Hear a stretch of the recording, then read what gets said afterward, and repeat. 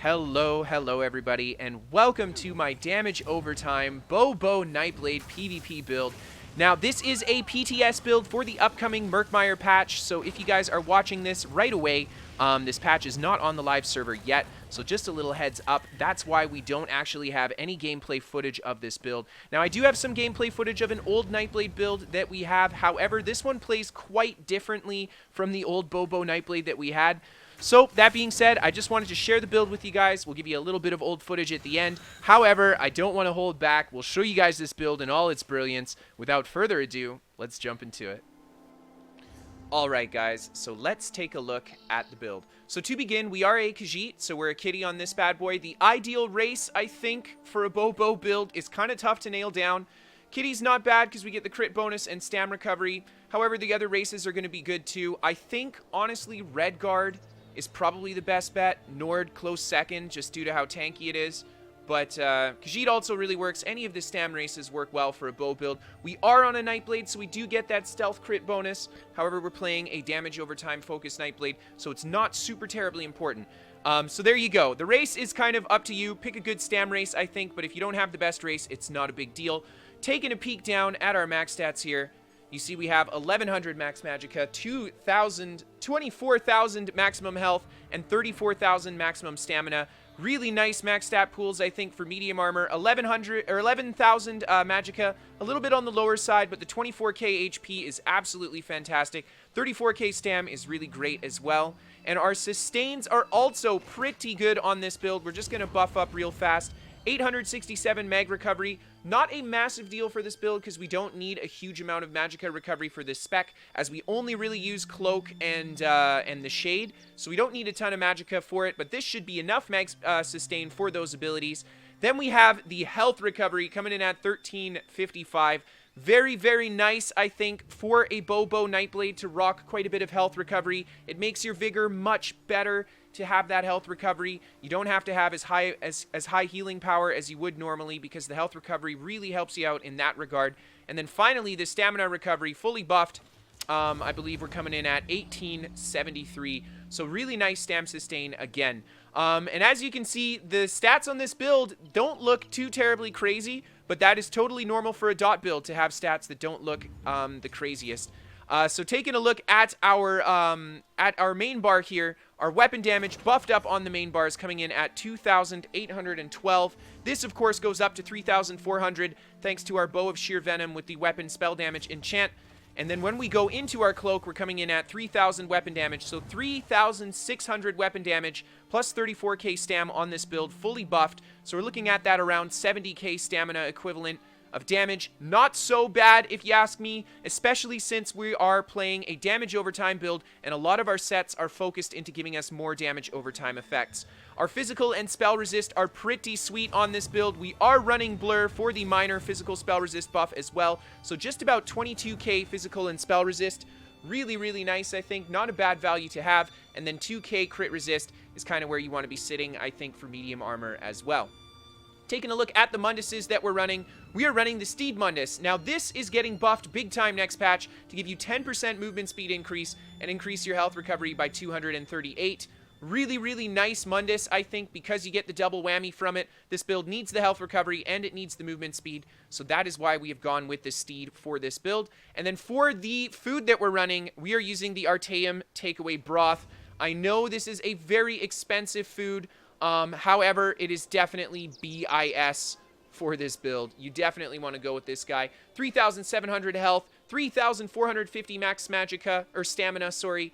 350 health recovery, and 320 stamina recovery. Really, really nice food. We need everything that this gives us. We need the max stat. We need both recoveries.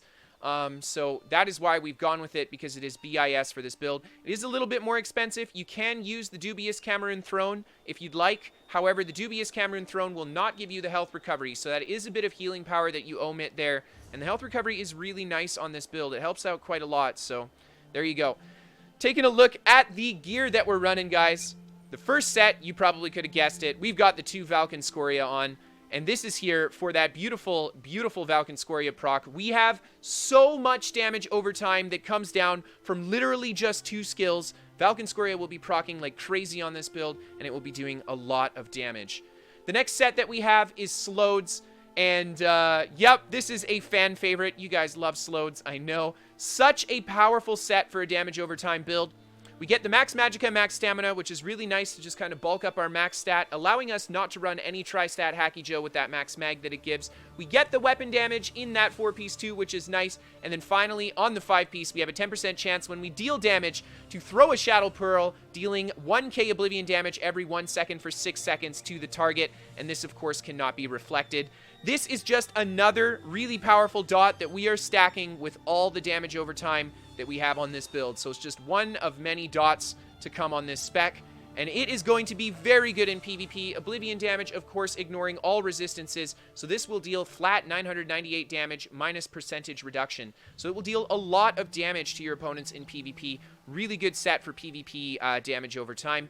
The next set that we have, and this is on our back bow bar, is the 5 pieces of Sheer Venom, and this set here is actually really good, again, for a bow build. We get that nice beefy tooltip on it. We're just going to buff up real fast with our Berserk buff there. The Berserk buff actually brings up the Slode's tooltip as well. But here we go. Sheer Venom coming in at almost 11,500 damage over 6 seconds. So this is a really good damage over time. Yet again, applying when we inflict damage with an execute ability, which counts as our poison injection. So every time we throw in a poison injection, it's pretty much going to be the double dot with this ability. And then, of course, the weapon damage and max stam that it gives is nice for this build as well. And then the final set that we have on this build, guys, is the Black Rose Bow on the front bar. Adds some weapon crit, and then on the 5-piece scatter shot, applies a bleed after a delay, and this will deal 50% of my initial attack every 2 seconds for 4 seconds, up to 12 seconds, depending on the target I am, or sorry, depending on the distance that I am away from the target.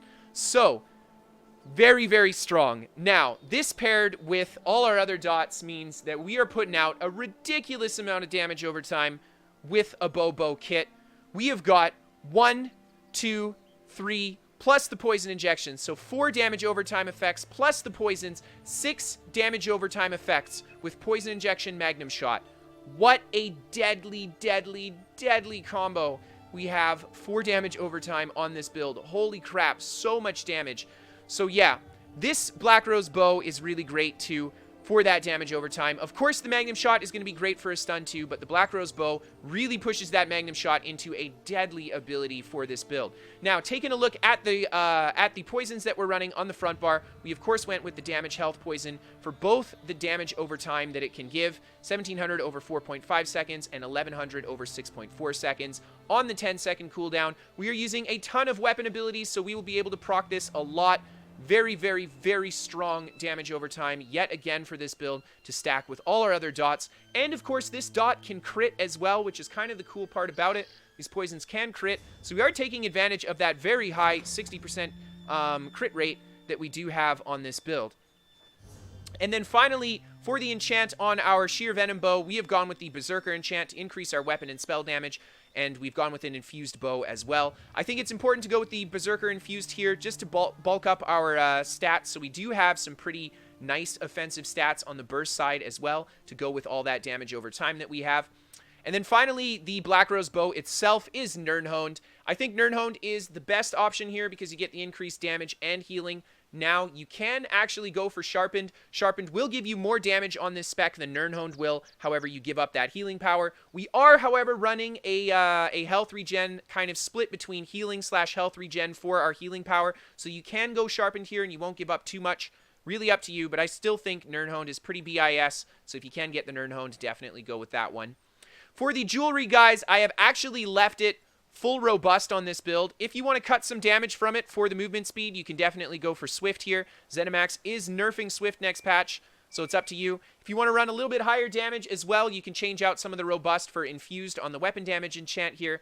But like I said, it is again up to the user if you want to have the higher speed or a little bit higher damage at the give up of max stat. Now, something to keep in mind is that we have a lot of max stamina and a lot of max health on this build. So this build is actually appropriate for no CP. If you find yourself struggling on sustain, you could just throw another stam recovery glyph on. But we have the max stat to do no CP on it, and that is why I think I've left the robust here. but it's up to you if you want to switch these out for different traits. For the enchants, guys, we have gone with weapon damage, stamina recovery, and magicka recovery. A nice equal spread here because we had to run a lot of sets for damage over time, so we had to get our sustain from other places. So the jewelry enchants is the place that I went for that sustain. And of course, just one weapon damage. This is, of course, optional. You can trade this out for more sustain if you want. We deal a lot of damage with our dots, so don't feel like you have to stack crazy high weapon damage on this build to be successful. You can definitely go for a higher sustain route if you want as well. Now, taking a look at the enchants and the traits of the gear, we have a mix of impenetrable, well-fitted. I think this is pretty BIS medium armor. We've gone with 4 well-fitted and 3 impenetrable. That is pretty much the ideal spread, I think, for medium. You want to have a bit of impen, of course, to soak up that crit damage. But the well-fitted is very important for that sprint, and the roll dodge cost reduction comes in really handy for world PvP. And then the enchants on the gear, we have gone with full max stamina. You don't have to do Tri-Stat Hacky Joe. It's not a necessity for this build. You don't need the extra stat that it gives you. Maximum stamina, I think, is the way to go to preserve that damage and preserve that max stat for the spec. Taking a look at the abilities that we're running, we are going to start on our first bar here. And the first ability, Magnum Shot. We'll just buff up so you guys can see the tooltip on our Magnum Shot. We'll even go in Cloak. So it is not the craziest Magnum Shot tooltip, but it's still 8,000 damage in Cloak. So it's still a pretty respectable Magnum Shot tooltip. It's not insane, but it's still fairly respectable. So yeah. So, of course, this initial damage that it deals is going to determine how much the damage over time does. So you want to make sure that you hit hard with it and hopefully crit with it. So that 60% crit rate, yet again, coming in handy for that Magnum Shot there.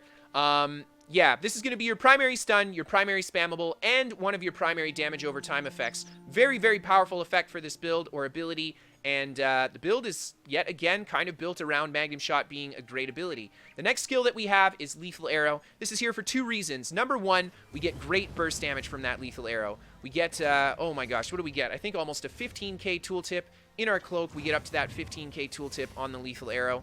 There it is, 16k tooltip. So a nice amount of burst damage coming from the arrow. On top of it, of course, it's going to apply Major Defile for that healing debuff. A damage over time build benefits big time from throwing things like healing debuffs on your opponent. So Lethal Arrow is going to be so good for applying that heal debuff to your opponent. You're going to want to make sure to keep that debuff on them. It's almost more important than the burst damage itself. Now, that being said, this build does have some pretty respectable burst stats, so you can burst pretty hard on it still. The 60% crit rate means that you're going to crit super often, so your burst will be better in that respect as well. So you can use the Lethal Arrow yet again for the combination damage. The snipe into the light attack Magnum Shot is going to hit super hard, deal a lot of damage, and of course apply the defile and the bleed. The next ability that we have is Mirage, and Mirage is here actually instead of Shuffle. I didn't want to use Shuffle on this build. I know that Snare Immunity is nice, and if you want the Snare Immunity for this spec, you can use Shuffle, but we are on a medium armor Blade with 10% movement speed bonus, so we don't really need it, but it is up to you. I know some people like Shuffle for the Snare Immunity, but Nightblade, of course, has access to Mirage, which can also give the minor physical spell resists as well, which is going to be a 2 to 3% damage reduction, which is really nice on top of it.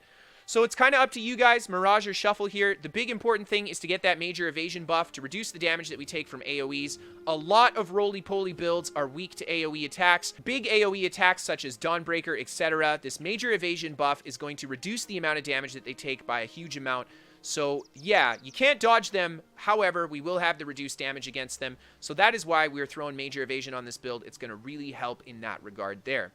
The next skill that we have is Relentless Focus. And this is a buff for that minor berserk, 8% damage increase, really important, I think, for a damage build to have that minor berserk buff on. And then, of course, we get that big spectral bow shot after we do 5 lighter heavy attacks. And this is going to be our single hardest hitting ranged ability on the build, is the Relentless Focus Bow. Almost an 18k tooltip on it. I believe if we go into our Cloak, we'll go over 18k for sure. There it is, 19,000 damage in our Cloak. So this we could potentially use to deal huge amounts of combo damage with a snipe again. Lots of big burst here. However, this is going to be an ability you use later on into a fight. You're going to definitely open with your damage over time and then look for that Relentless Focus Bow in order to bring them down with big damage.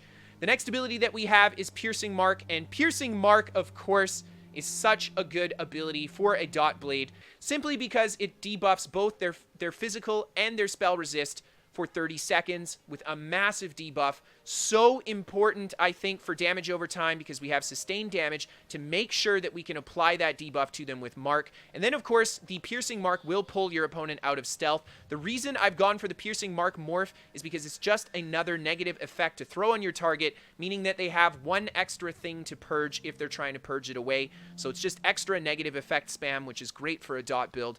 So yeah, there you go. And of course, the Stealth Detect is really nice if you have to fight another Nightblade too. The next skill that we have is Flawless Dawnbreaker, and this is purely a passive slot for the bonus damage that it will give to our build. You can use it on this build, however, the Ballista is going to hit way harder, so you should definitely use the Ballista instead for this spec. But if you really want to dump a Flawless, you can. Otherwise, this is purely a passive slot for that weapon damage bonus. We wanted to, yet again, make sure we up the damage on our front bar, because this is where all our burst is going to be coming from. So we wanted to push this as far as possible, to the point where we've even stacked assassination skills like crazy on here just to upgrade that crit rate even further. So taking a look at our back bar, this is our set bar / our buff bar, and yeah, we're going to set up our damage and our burst from this bar and then switch to the front bar and let them feel the heat. We also got all our heals and utility skills back here. First skill we have is Poison Injection. Very important because we, of course, are running Sheer Venom, so this will apply a double dot, not just the one, but 2 dots. And then, of course, the Poison Injection dot itself will deal increased damage as your opponent's health begins to drop below 50%. So huge amounts of damage from the Poison Injection, and really deadly execute for this build, especially with all the dot pressure that we have.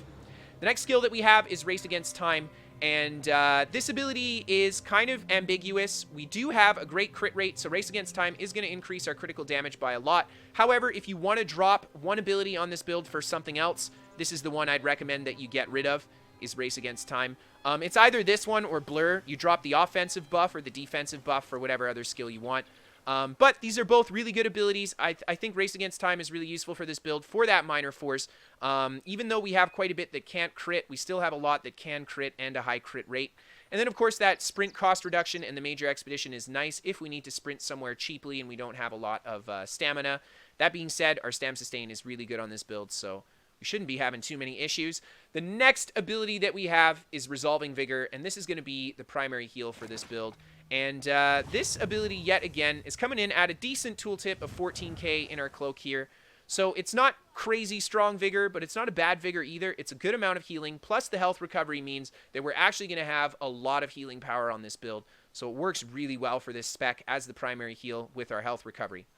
The next ability that we have is Shadow Image. This is important, I think, for your kite game on a bow-based Nightblade, or just any Nightblade in general. Really nice for the bow blade because we get to really use the distance that Shadow Image can give us. We set the image down, and of course, we can run away from it and teleport back to it afterwards, which is super great for that kite game in PvP, helping us get away from Zergs, etc.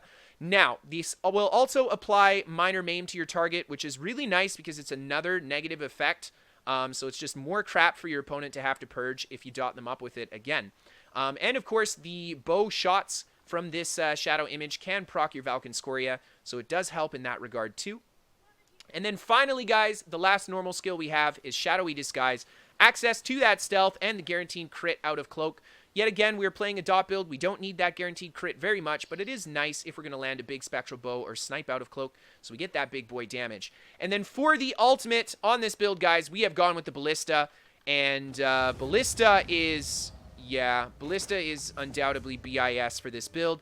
It can proc everything. It can proc our poisons. It can proc our damage sets, and it's going to hit pretty hard. We've got a 63k tooltip on our Ballista. I know the Templar build that we put out had a much more impressive 80k Ballista tooltip. However, this is 63k plus all the damage over time junk that we have on this build. So this is arguably going to be probably the strongest hitting Ballista that you could run in PvP. One of, if not the strongest hitting Ballistas. This is going to deal a ton of damage to your opponent.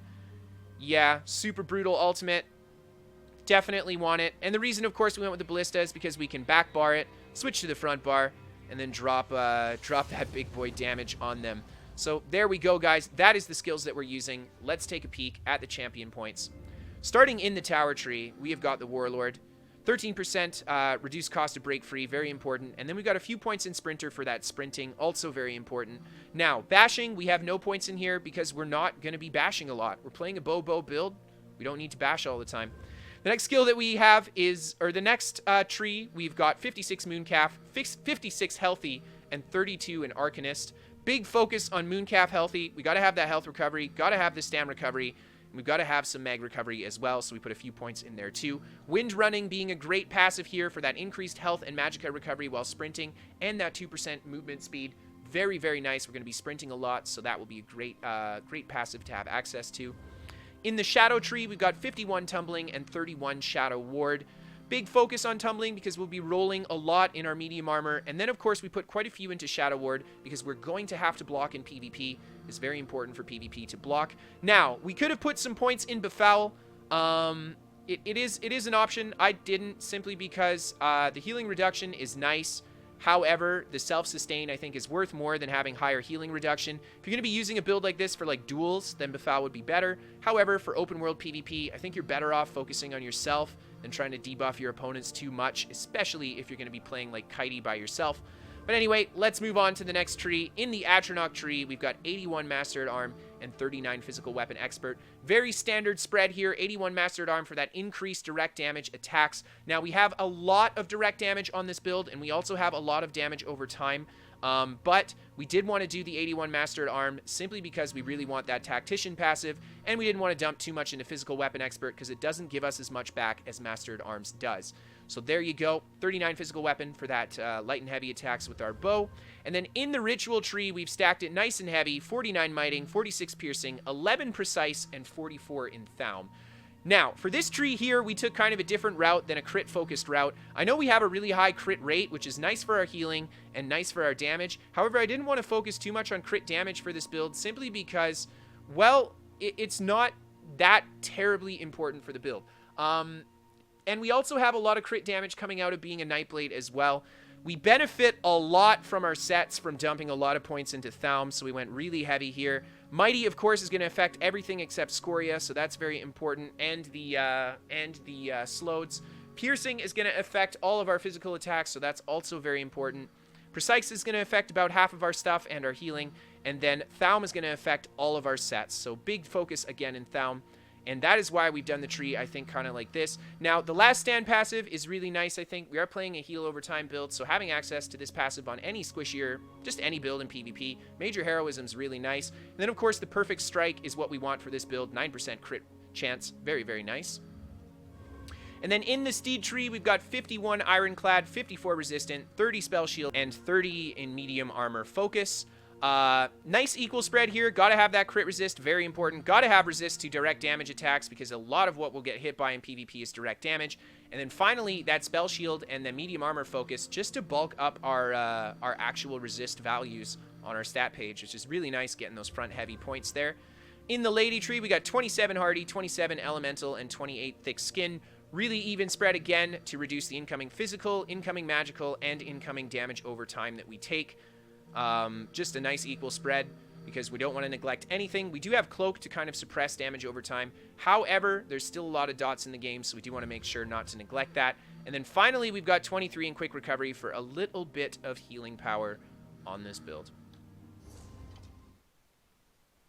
Alright guys, so let's jump into a little bit of PvP commentary. So to start off, something I do want to mention is that we are playing an older build on this PvP commentary because the build that I want to play is not really functional on the live server as we're missing gear and some changes have to come into effect, etc. But anyway, so this is just some old PvP footage of a different kind of spec here where we go for that burst gank spec. There you can see the big burst coming out of our snipe. So offensively speaking, your offensive combos will be different on the dotblade. However, from a defensive standpoint, this video here is going to give you a good idea of what you kind of want to do defensively on a build like this in order to stay alive. So as you can see, it's a very much stealthy backline fighter. You don't have to stay in stealth, but you want to use your distance and your movement to avoid keep taking pressure entirely. There you see we go for the unmorphed bow ult and just do like no damage to that guy. Great magnum shot stun on that guy there. We go for the poison injection. Now in the new build, we would follow that up with more damage over time and a mark, of course. However, on this spec, we're looking for that burst, so we just have to give up the target there if we can't get the slam down. There you see some nice burst. Go for the magnum shot, bounce on top of him, miss the attack. He ends up getting away, and we're just going to go back into cloak and open with the snipe into the heavy attack poison injection on this guy, and he almost goes down. Huge amounts of damage there, but he does manage to heal himself and get away. So still good dot damage even on this burst spec here. But the big thing to note here is that use of cloak, the use of the movement, and of course just keeping myself kind of hidden, only engaging when there's kind of a safe opportunity to do it, and making sure that when I do engage, I can always have a place to retreat. There you see another snipe into the light attack poison injection. Big damage on this guy here. We go for another snipe, bring him down. So next patch, it'll look kind of like that, except you'll just be dropping dots on them, and then probably the Merciless Resolve because of all the light attack weaves from the dot dropping, or even the snipe from stealth again. But the movement, of course, is so important. We do a bit of kiting back here behind the rocks just to keep these groups not piled up on top of us. The big goal here is to keep as little pressure on us as possible. Here we take a mark, so we're just going to keep using the terrain. Keep trying to pull these guys back here. They're going to lob some arrows at us as well. We've got a tankier EP player just kind of like soaking up shots here, so we're just waiting for a good opportunity. There we see the mark finally comes down. We're going to go into the cloak and open on this guy in the back here. Big snipe poison injection there. Similar to what we'll do on the dotblade, the snipe poison injection, and then follow it with a light attack magnum shot. He unfortunately goes into stealth, so we end up just missing the Dawnbreaker, trying to hit him out of stealth with it too. There's a spot where you might use the Dawnbreaker on a spec like this. So there you see, after that, we just come up to the side here, and we engage with the rest of these EP here. Just doing that kite game yet again, staying in the back line, making sure to put pressure on these guys from behind. And here you see more DC coming up the hill. We're just going to keep lobbing arrows at these bad boys as they come up this hill. We take a nasty stun there. There's the magnum shot stun, just to give that guy a bad stun in the middle of our group. Now we've got another Nightblade here, and I go for the AoE bow attack that I am running on this build to try to pull the Nightblade out. We are not running that on the damage overtime spec. But there you see the Nightblade marks me up. We're just going to throw the poison injection on him, make sure to heal a lot, holding block and roll dodging to make sure that we avoid that mark. Now, kind of tricky fighting on this build, I think, when you have to deal with things like opposing Nightblades marking you. The best way to kind of do it is to make sure you use the block a lot. Here you see we do block his attack coming out of stealth, rolling his next attack. But unfortunately, the rest of the blues kind of piled on us here. We go for the right idea, setting the shade down, trying to port back to it. However, it does not end up working, and we end up dying anyway. So, on to the next fight. We have one more fight on this build for you guys before that is the end of the footage. So it is an older clip again, like I had mentioned. We are on the live server, and this is an older piece of footage from the live server, simply because we can't put this build together on the live server right now. So I just shared the PTS iteration. But anyway, as you can see, this guy here, we open the snipe Dawnbreaker. He goes for the ambush, and he shouldn't have. He should have gone defensive there, too aggressive, and we take him down with the damage overtime poison injection. We're going to go for a big combo on this guy. Snipe, light attack, poison injection, huge amounts of damage. This guy goes down right away. So this versus the damage over time spec. The damage over time spec, of course, would be able to do the exact same thing, but you'll incorporate the magnum shot stun in there, and during the course of the knockback on their stun, he probably would have just gone down to the damage over time ticks there. So I don't know. I think between the two builds, they have, between the two styles, I guess, for Bowblade, one is a little bit more burst right. It's a little bit more aggressive, as in you can take down a target instantly, whereas the other style, you can deal a lot more damage over time with it, a lot more damage over the course of a fight, but you don't have that instant amount of damage that the burst does. I think they both have their strengths in PvP, and I think the damage over time Nightblade is going to really excel against a tankier target where the burst blade will really struggle. And the damage over time blade, of course, does really well against squishy targets too. So the damage over time is kind of the superior damage style. Of course, the burst damage style is a little bit better if you're switching targets a lot. So, you know, they're two very different styles. I've enjoyed playing a lot of them, or both of them a lot. I really like this kill here. He goes into sneak. We pull him out of the sneak with the snipe because he doesn't have cloak or anything. He goes for the charge after we pull him out, and he ends up dying to the damage over time in the charge. He really shouldn't have gone for that there. But anyway, guys, yeah, I really enjoy playing the burst and the damage over time style, but defensively speaking, they're both very similar. It's just offensively where they kind of change in style here. And here's where you see that burst and damage over time, a little mix of the two, bringing that last guy down. Anyway, guys, I hope that you guys enjoyed this video. We got a few more kills here, and that is it for the vid. If you guys liked what you saw here, feel free to hit that like and or subscribe button if you guys have not subscribed before. I've checked those analytics. A lot of you guys that watch my stuff are not subs, so don't be shy. Hit that sub button, guys. Finally, we play live on Twitch. If you guys want to catch live gameplay, we either playing live in Cyrodiil, or we're making builds, or we're just dicking around in Tamriel. You guys can feel free to come join us anytime you like. We stream almost every single day on Twitch. If you guys have some cool builds that you want to send me for a feature, or if you have PvP footage or any cool footage that you want to send me for a feature on the channel, send it to KristoferESO@hotmail.com. And finally, guys, we are sponsored by What the Fast, a VPN for gamers. No credit card, nothing to sign up, totally free to try. No harm, no foul if it doesn't give you better ping. Thanks for tuning in, and I'll see you next time.